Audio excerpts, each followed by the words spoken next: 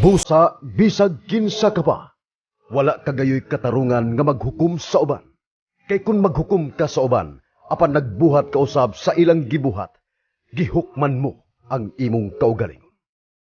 Nasayod kita nga gipasikad sa kamatuoran ang hukom sa Dios batok sa mga tao nga nagbuhat nining mga butanga. Nagtuo ka ba nga makalingkawas ka sa silot sa Dios kung gisaway nimo ang gibuhat sa uban apan mauusab di ay ang imong buhat? O giabusahan ba nimo ang iyang pagkamaluluyon o pagkamainantuson o pagkamapailubon? Wala ka ba masayod nga gikaluy-an ka sa Dios aron ka maghinulsol?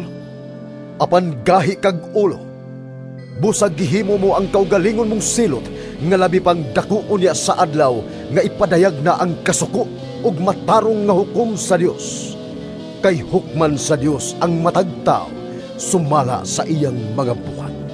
Alang niyadtong mga tao nga nagpadayon pagbuhat ug maayo ug nagtinguha sa himaya, sa kadungganan ug sa kinabuhing walay katapusan, hatagan sila sa Dios sa kinabuhing dayon.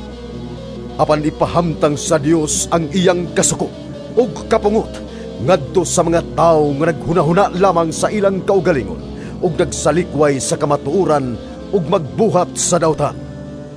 Sakiton ug paantuson ang tanan nga nagbuhat ug dawtan. Una ang mga Hudiyo ug unya ang mga dili Hudiyo. Apan hatagan sa Dios ug himaya, dungog ug kalinaw ang tanang nagbuhat ug maayo. Una ang mga Hudiyo ug unya ang mga dili Hudiyo, kay walay pinalabi ang Dios. Ang tanan nga nakasala nga wala mailalom sa balaod ni Moises, laglagon apan dili pinasikad sa balaod.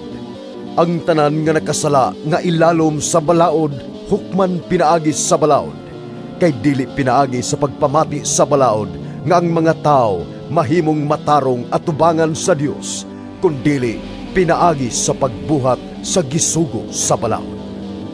Ang mga dili Hudiyo wala mailalom sa balaod, apan kung sa kinaugalingon nilang paningkamot, magbuhat sila sa gisugo sa balaod. Kana nahimong balaod alang kanila, bisan tuod wala sila mailalom sa balaod. Ang ilang binuhatan nagpakita nga ang gisugo sa balaod nasulat diha sa ilang kasing-kasing. Ang ilang mga konsensya nagpakita usab nga kinit tinuod, sanglit ang ilang mga hunahuna usahay naglaban kanila ug usahay nagsupak kanila.